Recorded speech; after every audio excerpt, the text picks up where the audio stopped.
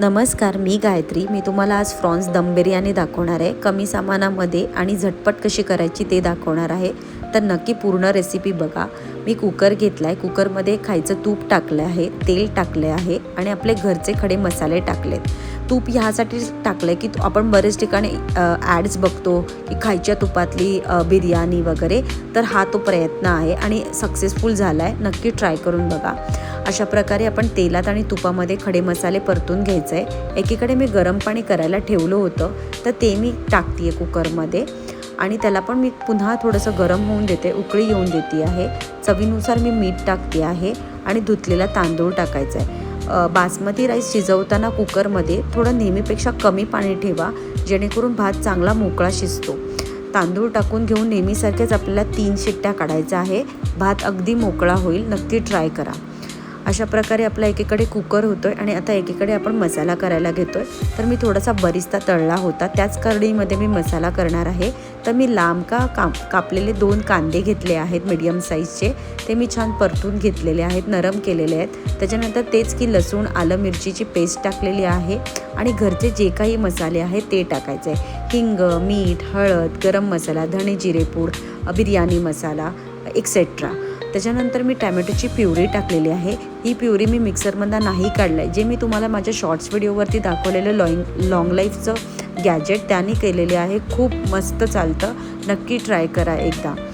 अशा प्रकारे मी टॅमॅटोही छान वाफवून घेतलेला आहे आणि त्याला छान तेल सुटलेलं आहे. त्यानंतर मी सगळे मसाले टाकत आहे घरचे आणि ते पण छान परतून देणार आहे. जेणेकरून मसाले चांगले परतले तर भाजीला नक्कीच छान मसाल्याला टेस्ट येईल, आपल्या ग्रेव्हीला. तर अशा प्रकारे छान मसाले तुम्ही परतून घ्यायचे आहेत. मसाला जोपर्यंत परततो आहे तोपर्यंत तुम्हाला एक आनंदाची बातमी सांगू का? जो मी माझा ब्रँड सुरू केलेला ना हँडमेड गिफ्टचा, त्याची मला फर्स्ट ऑर्डर आली आहे. फर्स्ट ऑर्डर कितीची आली आहे तुम्हाला माहिती आहे का? 200 रुपयाची.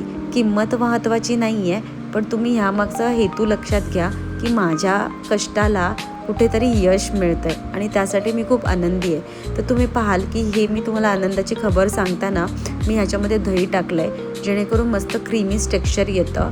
टाकू शकता किंवा नाही टाकलं तरी चालेल. त्याच्यानंतर मग पुन्हा वाफवून घेतलं आहे आणि मी फ्रॉन्स टाकलेले आहेत.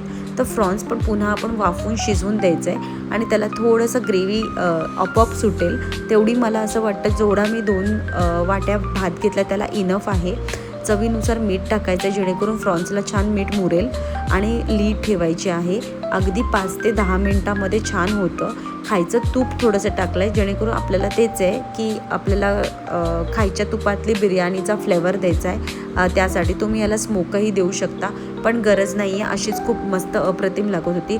बघा किती छान ग्रेव्ही तयार झालेली आहे. अशी खायलासुद्धा मला असं वाटतं खूप छान लागेल. कोथिंबीर टाकलेली आहे मी आणि पुन्हा मिक्स केलेली आहे आणि एक 5 मिनटं ठेवून द्या. ऑलमोस्ट ती डन आहे. त्याच्यानंतर भात बघा किती छान मोकळा झाला आहे. मी टॅमॅटो घेतला, टॅमॅटोच्या काचऱ्या, बटाट्याच्या काचऱ्या घेतल्यात, जेणेकरून बेस खूप छान लागतो. टॅमॅटो थोडासा मेल्ट झाल्यानंतर त्यामध्ये कुचकरून खायला.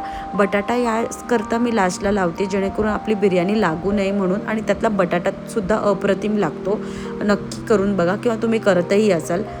काही वेगळं नाही मी सांगत आहे. बरेच लोक बटाटा वापरतात, पण मी टॅमॅटो पण वापरते, कारण की त्याचा तो मेल्ट झाल्यानंतरचा जो फ्लेवर येतो ना तो खूप अमेझिंग येतो. ट्राय करा. मी खालच्या लेअरला थोडासा अगदी भात टाकलेला आहे आणि जसं आपण चिकन बिर्याणीचे लेयर्स लावतो तसेच लावायचं आहे. मी थोडासा अगदी फूड कलर ॲड केला आहे, कारण की मुलाला तो बाहेरचा एक ऑरा असतो ना की आपण बिर्याणी खातो आहे हॉट रेस्टॉरंटवाली, तर ते मुलांना आवडतं. त्यासाठी मी एक डेकोरेशनसाठी मी थोडासा कलर यूज केला आहे. अदरवाईज कुठलाही जास्त कलर मी यूज करत नाही फूडसाठी. तर अशा प्रकारे आपण छान दम लावून घ्यायचा आहे बॅक टू बॅक. तर मला असं वाटतं की आपले कष्ट कुठे वाया जात नाही. यश मिळतं. किंमत जरी लहान असेल तरी माझ्यासाठी माझ्या कष्टांचा मोबदला हा माझ्यासाठी खूप मोठा आहे. तुम्हाला काय वाटतं हे मला नक्की कमेंटमध्ये सांगा. आणि ही रेसिपी तुम्हाला आवडली असेल तर लाईक करा, शेअर करा आणि कमेंट करायला विसरू नका. मान्य आहे कदाचित शब्द रिपीट होत असतील सगळ्या गोष्टी, मला नीट कम्युनिकेशन नसेल करता येत, पण मी शिकते आहे. जर काही सजेशन्स असेल तर नक्की कमेंट बॉक्स ओपन आहे, तुम्ही देऊ शकता. तर अशा प्रकारे बघा खूप छान रंगीबिरंगी आपली बिर्याणी दिसते आहे. त्याच्यानंतर पुन्हा मी थोडंसं तूप टाकलेलं आहे आणि पाण्याचा हबका दिलेला आहे, जेणेकरून छान दम बसावा आणि भात कुठे असा कोरडा घशाला लागू नये म्हणून. कारण की तुम्ही बघा विकेटचे ज्या पॅकेट्स मिळतात, आपण बघतो खूप बिर्याणीचे स्टॉल्स असतात, त्यांचा राईस खूप घशाला लागतो. तर आपला तसा होऊ नये म्हणून मी हबका दिलेला आहे. त्याच्यानंतर तवा ठेवला आहे, कमी आचेवरती स्टँड ठेवून तवा ठेवून मस्तपैकी दम दिलेला आहे. अशा प्रकारे ही बिर्याणी हाफ ॲन आवरमध्ये नक्की होते. ट्राय करा आणि मला कमेंट बॉक्समध्ये नक्की कळवा. व्हिडिओ आवडला असेल तर लाईक करा, शेअर करा आणि सबस्क्राईब करायला विसरू नका. Thank you so much. बघा किती छान मोकळी झाली आणि तेवढीच टेस्टीही झाली होती. Thank you so